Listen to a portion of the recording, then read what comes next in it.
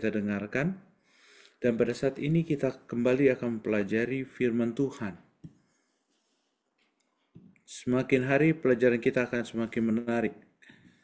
Dan seperti saya katakan, saya sangat menyukai kitab Yohanes. Saya ulangi, saya mengatakan saya menyukai kitab Yohanes. Bukan karena kitab Yohanes adalah membahasnya sangat mudah, tidak. Tapi malah kitab Yohanes adalah Injil yang kalau dibahas lebih bagi seorang teologi itu adalah sebuah tantangan. Karena membahas kitab Yohanes itu bagaikan menjelaskan tentang Trinitas. Dan pada saat ini kita kembali mempelajari kelanjutan pelajaran sekolah sahabat kita. Bila kita membahas dari hari Minggu kita sudah membahas Yohanes 1 ayat 1 sampai 5, maka pada hari Senin kemarin kita sudah membahas Yohanes 1 ayat 14, dan pada saat ini kita akan masuk ke Yohanes 1 ayat 12 sampai ke ayat Yohanes 1 ayat 6 sampai dengan 13. Mendengar atau tidak mendengarkan firman, tetapi semua orang yang menerimanya diberikan kuasa supaya menjadi anak-anak Allah, yaitu mereka yang percaya dalam namanya. Nanti ini ada poinnya terakhir, maka saya tidak langsung membahas ayatnya. Poin yang pertama yang kita akan melihat adalah menjadi saksi. Datanglah seorang yang diutus Allah, namanya Yohanes. Ia datang sebagai saksi untuk memberi kesaksian tentang terang itu, supaya oleh dia semua menjadi percaya. Nah, menarik ayat ini. Saya sedikit akan memberikan bahasa Inggrisnya. Kalau kita lihat di sini di dalam Yohanes 1 ayat 6, there was a man sent from God, whose name was John. Nah, Yohanes 1 ayat 1, John, in the beginning was the Word, and the Word was with God, and the Word was God. Menarik. Kalau kita baca tadi ayat 6 katakan apa? Tuhan, kita kembali membaca ayat 6, datanglah seorang yang diutus Allah namanya Yohanes. Menarik. Ia datang sebagai saksi untuk berkesaksian tentang terang itu supaya oleh dia semua orang percaya. Kalau kita bandingkan lagi ayat itu, ada kata yang sangat menarik. Kenapa? Kata was. Kata was itu digunakan juga di Yohanes 1 ayat 1. Nah, jadi kalau kita melihat ini semua dibandingkan, maka siapakah yang mengutus Yohanes Pembaptis? Kalau pada saat Yohanes, seperti saya katakan, pada saat Yohanes kekasih itu menulis segala sesuatu di dalam Yohanes pasal 1, itu tidak sembarangan dia menulisnya. Kata-kata itu begitu dipilih. Kata-kata itu begitu dipilih. Seperti pada mulanya, in the beginning, terus kata firman, the word, dan kata God yang di dalam Yohanes 1 ayat 1. Semua kata-kata itu begitu dipilih oleh Yohanes kekasih. Supaya pada saat ayat-ayat berikutnya dapat mengerti siapa dan siapa yang diutus dan siapa yang mengutus. Jadi kalau kita dapat melihat di sini, seringkali kalau kita teliti dengan baik-baik, maka kita akan mendapati siapakah yang mengutus Yohanes Pembaptis. Seringkali kita masih dalam bayang-bayang siapa yang mengutus Yohanes Pembaptis. Dengan demikian, Yohanes kekasih itu begitu detail, memberikan tanda siapa yang mengutus dia. Makanya di dalam Yohanes 1 ayat 15, menarik kata-katanya. Yohanes memberi kesaksian tentang dia dan berseru katanya, inilah dia yang kumaksudkan ketika aku berkata, kemudian daripada aku akan datang dia yang telah mendahului aku, sebab dia telah ada sebelum aku. Siapa yang ada sebelum Yohanes Pembaptis? Itulah yang dikatakan di dalam Yohanes 1 ayat 1. Pada mulanya adalah firman, firman bersama dengan Allah, dan firman itu adalah Allah. Di ayat 2, ya pada mulanya bersama-sama dengan Allah. Jadi, Yohanes Pembaptis memberikan kesaksian tentang Kristus yang pada mulanya adalah firman. Dia juga yang mengutus Yohanes Pembaptis. Artinya, Yesuslah yang mengutus Yohanes Pembaptis.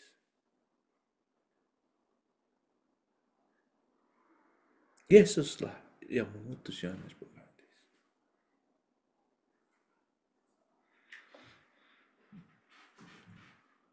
Jadi, firman itu yang mengutus Yohanes Pembaptis. Hal yang sama.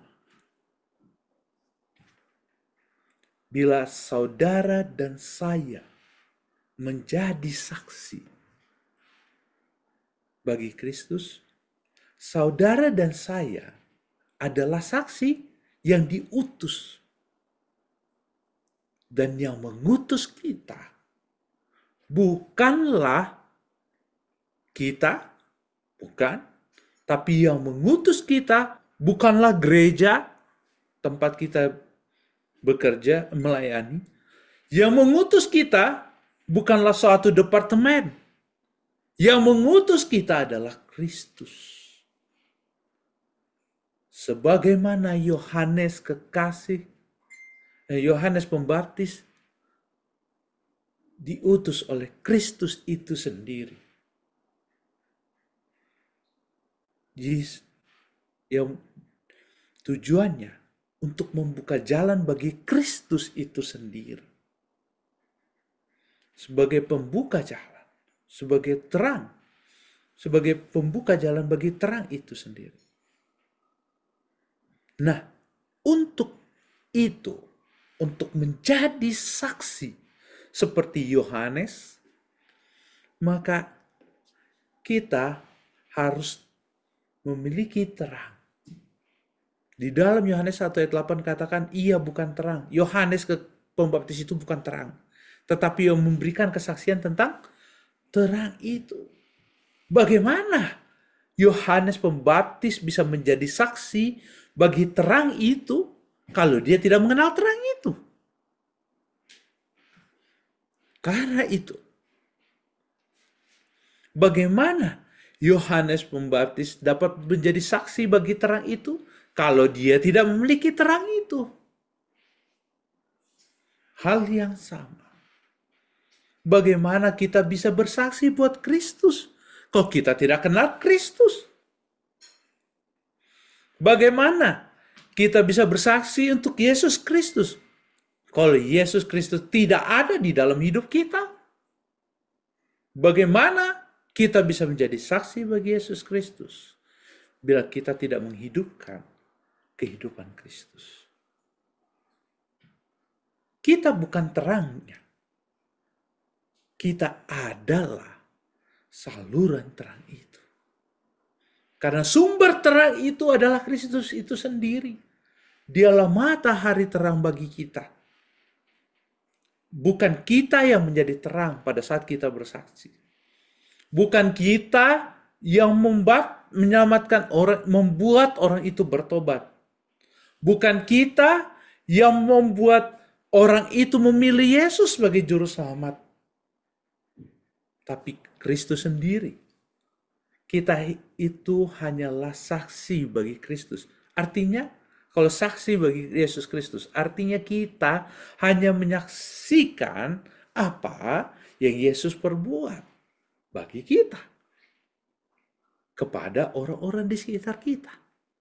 Tapi kita bukanlah Yesus Kristus. Kita bukanlah terang.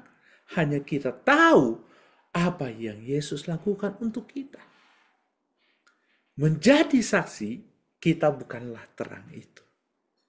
Menjadi saksi, bukan kita yang menyelamatkan orang itu. Menjadi saksi, bukan kita yang membuat itu mereka menerima Yesus sebagai juru selamat. Tapi Yesus Kristus sendiri yang adalah terang itu yang dapat membuat dia menerima Yesus sebagai juru selamat. Jadi, seperti saya katakan, pada hari Jumat lalu, saya sangat menekankan bahwa bila ada orang dibaptis, menerima Yesus sebagai juru selamat, itu bukan tanggung jawab pendeta. Itu bukan karena kehebatan seorang pendeta. Itu bukan kemampuan anggota. Bukan kehebatan anggota yang membawa jiwa-jiwa. Tetapi Kristus sendiri. Tanggung jawab kita adalah seperti apa? Penabur. Kita hanya menabur. Kita menyatakan terang ini pada saat saya membawakan firman Tuhan pada saat ini. Saya bertugas sebagai apa? Saksi dan sebagai penabur. Dan pada saat saya menabur, dia firman Tuhan yang saya tabur bertumbuh bukan karena saya merawatnya, tapi Allah yang menumbuhkannya. Allah yang menumbuhkannya. Karena itu, tanggung jawab kita itu hanya penabur. Yang menumbuhkan adalah apa? Yang memberi hujan juga Tuhan. Yang menumbuhkan adalah Allah. Kita hanya memperkenalkan Kristus. Perkenalkan Kristus bagi orang-orang di sekitar kita. Poin kedua. Siapa terang itu? Saya tadi berapa kali mengatakan Yesus Kristus sendiri. Karena di dalam Yohanes 1:45, dalam Dia ada hidup dan hidup itu adalah terang manusia. Terang itu bercahaya di dalam kegelapan dan kegelapan itu tidak menguasainya.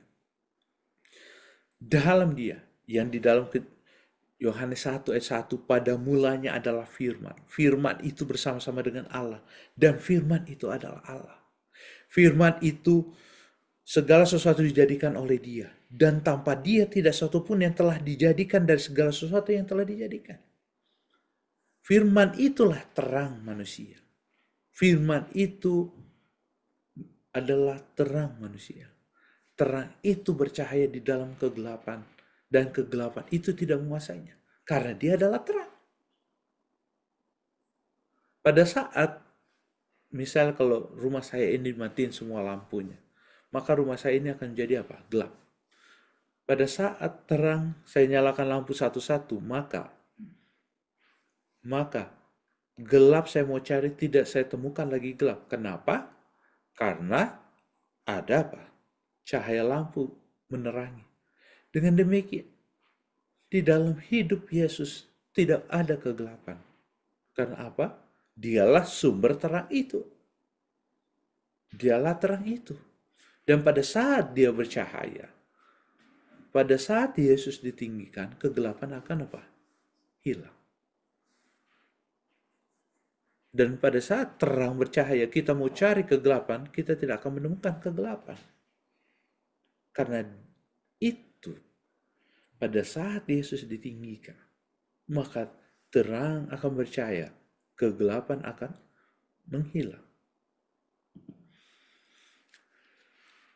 Di dalam Yohanes 1:9-10 mengatakan, terang yang sesungguhnya. Kalau ada terang yang sesungguhnya, berarti ada yang tidak menjadi terang. Tidak terang. Terang yang sesungguhnya adalah Yesus Kristus. Karena seperti saya katakan tadi, bila Yesus ditinggikan, maka kegelapan akan apa? Sirna. Yang kedua, yang menerangi setiap orang. Terang yang sesungguhnya menerangi setiap orang. Terang yang sesungguhnya menerangi setiap orang. Ini menekankan, pengulangan yang menekankan. Menekankan bahwa saya dan saudara ini bukanlah terang itu. Saya ini dan saudara adalah sama seperti Yohanes Pembaptis. Orang ini bukanlah terang itu. Terang itu adalah Yesus Kristus. Kita hanya bertanggung jawab memperkenalkan kepada orang lain terang itu. Kita bukan terang itu, tapi terang itu adalah Yesus sendiri. Dan pada saat terang itu menerangi kita, artinya kehidupan kita diubahkan menjadi kehidupan yang sama seperti Kristus, karena ada efek. Karena contoh, pada saat kita ini bagaikan apa? Di malam hari bulan. Bulan itu tidak memiliki terang. Bulan hanya memantulkan terang. Dari mana terang bulan? Terang bulan. Bulan memiliki terang dari apa? Cahaya matahari. Maka kita dapat melihat bulan itu terang. Nah, kita itu sama seperti bulan. Pada saat terang yang sesungguhnya, pada saat Yesus ada di tengah-tengah kehidupan kita, Dia akan mengubah hidup kita. Dia akan mengubah hidup kita. Hidup kita. Ini sama yang terjadi di dalam jemaat yang mula-mula. Pada saat Yesus ada di hidup mereka, pada saat Yesus bersama dengan murid-murid, apa yang terjadi bersama dengan jemaat yang mula-mula? Maka ada yang menarik. Saya lupa menaruh ini. Namun saya akan bacakan. Sambil memuji Allah dan mereka disukai semua orang. Dan tiap-tiap hari Tuhan menambahkan jumlah mereka dengan orang yang diselamatkan. Lihat, inilah hidup yang sudah diterangi oleh terang Kristus. Sambil memuji Allah, hidup mereka memuji Allah, hidup mereka menjadi puji-pujian. Mereka disukai semua orang. Pada saat terang yang sesungguhnya telah hadir, Yesus Kristus itu ada di tengah-tengah kita. Hidup kita menjadi terang. Hidup kita menjadi terang. Hidup kita menjadi pujian bagi Allah. Dan hidup kita disukai semua orang. Dan tiap-tiap hari Tuhan menambahkan jumlah umat-umat itu. Dengan orang apa? Yang diselamatkan. Artinya, kehidupan kita memancarkan kehidupan Kristus. Sehingga orang melihat kita, benarlah kita adalah murid Kristus. Karena kita menampilkan terang itu.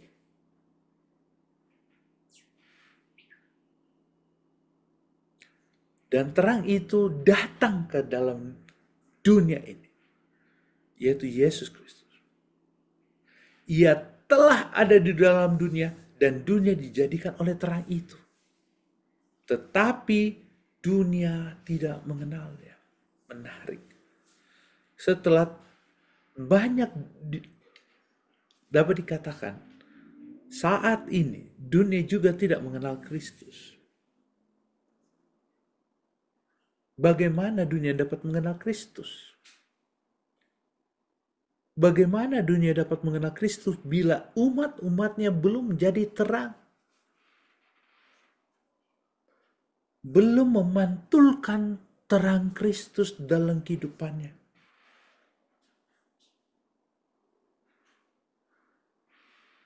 Bagaimana umat dunia ini dapat mengenal Kristus? Sedangkan saya dan saudara belum memantulkan karakter Kristus. Hidup kita belum diubahkan. Hidup kita belum menjadi terang. Karena apa?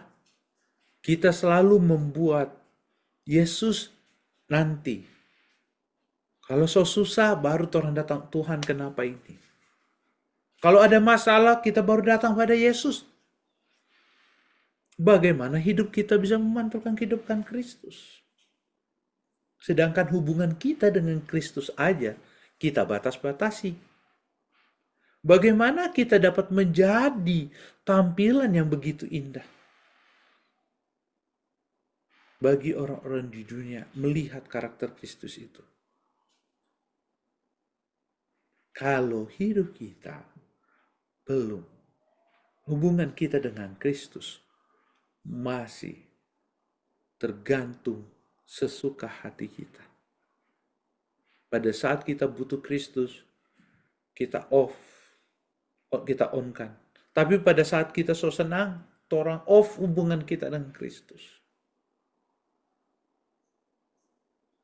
Pada saat ini dunia membutuhkan melihat mana itu terang itu. Mana tuh bulan itu yang memantulkan cahaya matahari. Sehingga melalui kehidupan kita dapat melihat, dunia dapat melihat Kristus itu. Karena mereka tidak kenal. Karena mereka belum lihat. Karena saya dan saudara belum jadi terang. Karena itu Yohanes 1 ayat 9-10 ini mengingatkan kita untuk menjadi saksi. Menjadi terang.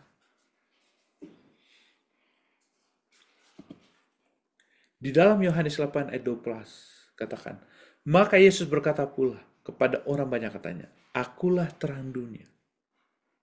Akulah terang dunia.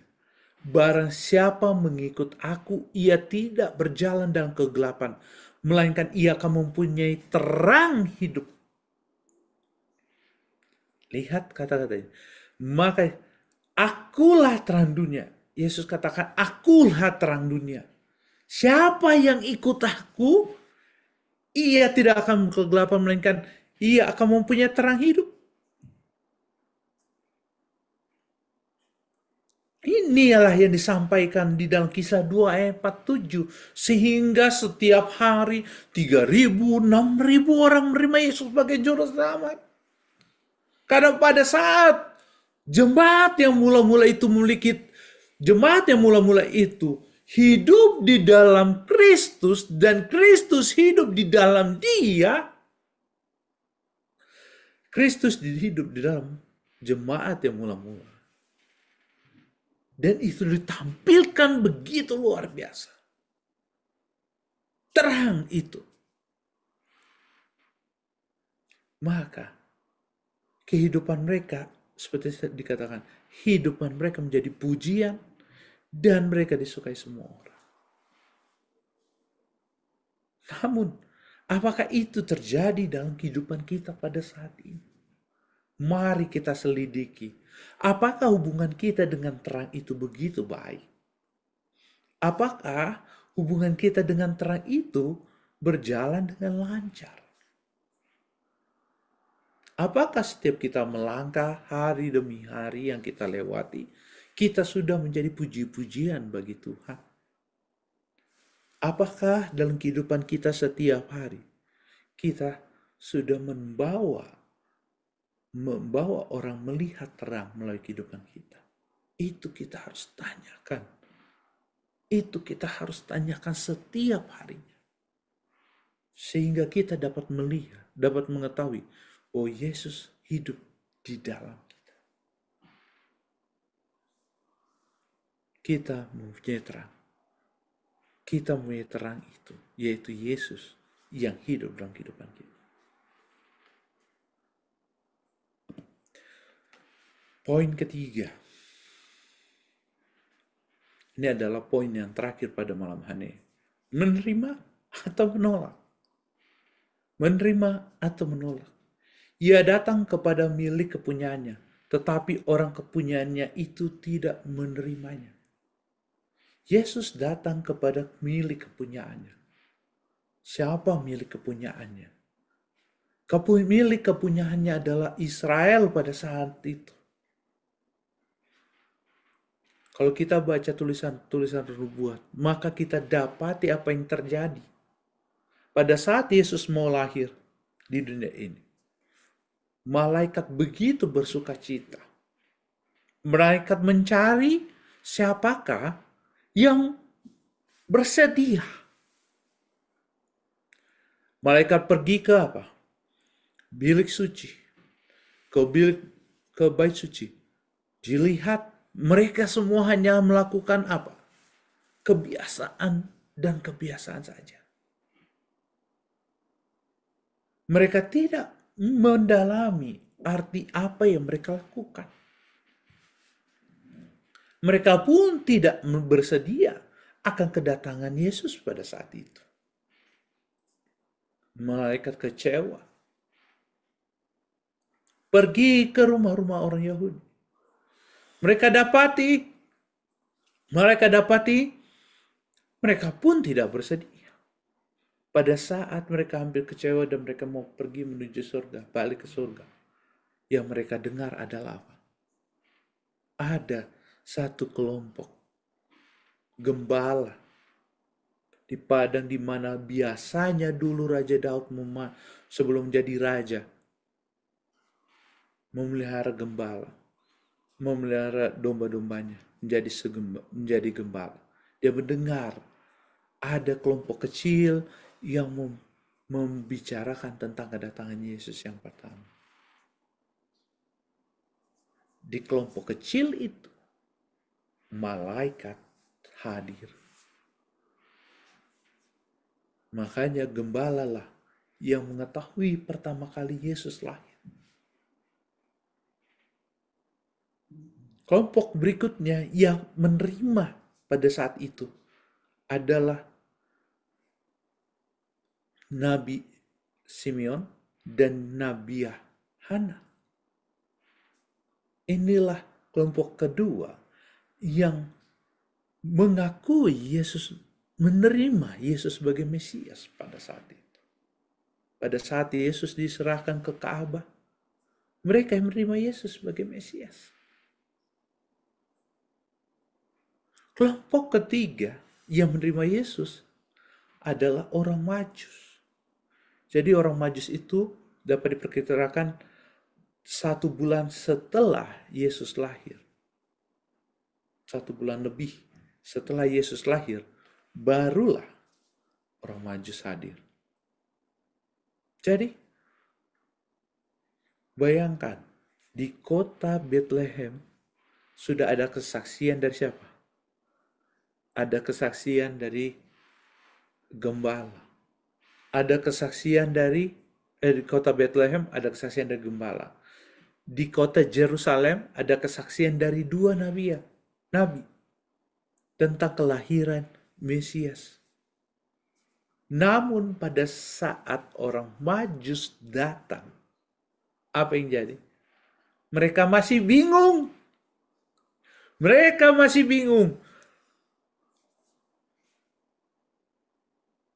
Kenapa? Karena mereka tidak menerima Mesias itu lahir di kandang domba. Mereka tidak menerima Mesias itu lahir di kandang domba. Mereka pikir Mesias itu adalah raja. Dan mereka tidak pelajari lebih dalam tentang apa yang mereka lakukan. Nah, makanya ayat ini katakan, ia datang ke milik kepunyaannya, tetapi orang kepunyaannya itu tidak menerimanya. Kenapa tidak menerimanya? Karena mereka hidup di dalam kehidupan liturgi. Saudara, kalau saudara dan saya datang ke gereja pada hari Sabat, itu karena kebiasaan, kita sama dengan orang-orang yang menolak Yesus pada saat Yesus lahir. Pada saat Yesus hidup di dunia ini. Saya pernah khotbahkan katakan, kita datang ke gereja pada hari Sabat is good but not enough, saudara. Itu baik tapi tidak cukup. Bila Anda memberikan persepuluhan is good but not enough, saudara.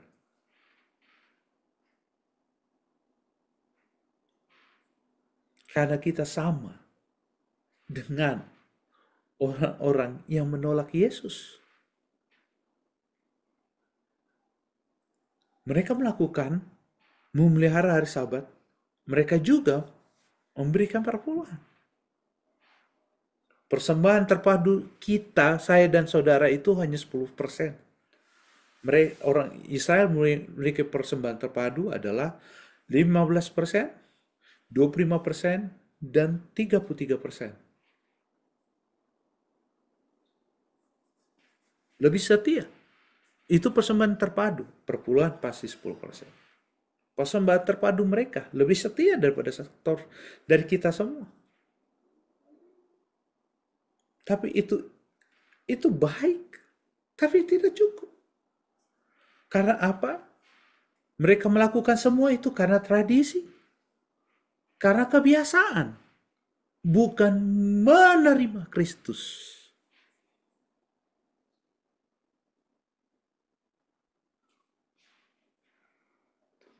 Keberadaan saya dan saudara di dalam gereja masih hari ke-7 itu baik, tapi tidak cukup.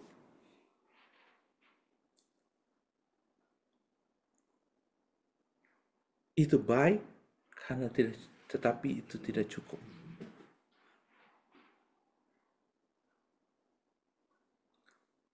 Apa yang membuat itu menjadi cukup?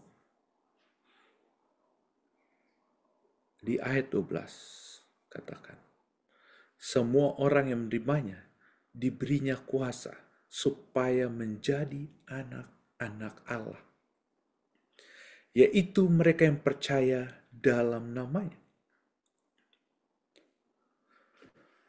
Semua orang menerima Kristus akan apa? Diberi kuasa menjadi anak-anak Allah. Menjadi anak-anak Allah. Menjadi anak-anak Allah harus memiliki kuasa di dalam Kristus. Harus percaya kepada Kristus itu sendiri. Harus memiliki hubungan yang karib dan akrab, dan hidup kita diubahkan hari demi hari. Di dalam Kolose 1 ayat 21 sampai 22 katakan, juga kamu yang dahulu hidup jauh daripada Allah dan yang memusuhinya dalam hati dan pikiran, seperti yang nyata dari perbuatanmu yang jahat. Sekarang apa yang terjadi?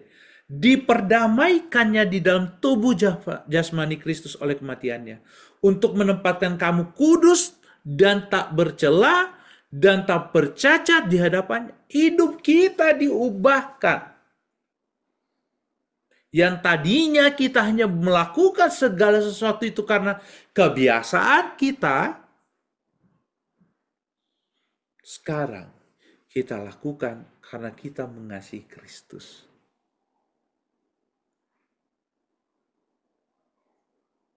Diubahkan. Sebab itu kamu bertekun dalam iman, tetap teguh dan tidak bergoncang, dan jangan mau digeser dari pengharapan Injil yang telah kamu dengar dan yang telah dikabarkan di seluruh alam di bawah langit, dan yang aku ini Paulus telah menjadi pelayannya. Jika pada waktu-waktu yang dulu kita melakukan segala sesuatunya itu untuk mencari nama, untuk karena kebiasaan, namun saat ini kita melakukannya karena kita semakin mengenal Kristus dan apa yang Yesus sudah lakukan bagi kita.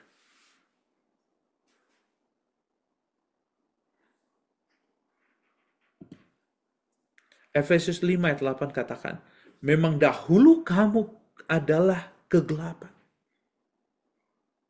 Kegelapan. Memang dahulu kamu adalah kegelapan. Saya dan saudara pernah hidup dalam kegelapan. Sekarang kamu adalah terang di dalam Tuhan. Sebab itu hiduplah sebagai anak-anak terang. Pada saat kita bertemu dengan Kristus, maka kehidupan kita berubah. kehidupan kita berubah. Kehidupan kita yang suka-suka mencari kesalahan orang lain. Sekarang bagaimana menutupi kesalahan orang itu. Melengkapinya dengan terang Kristus. Memperkenalkannya kepada Kristus. Dulu kita suka menghina-hina orang-orang di sekitar kita. Sekarang kita suka memuji orang di sekitarnya. Berubah, berbalik dari 180 derajat. Dulu kita suka membenci orang lain. Sekarang kita bisa mengampuni orang yang bersalah terhadap kita.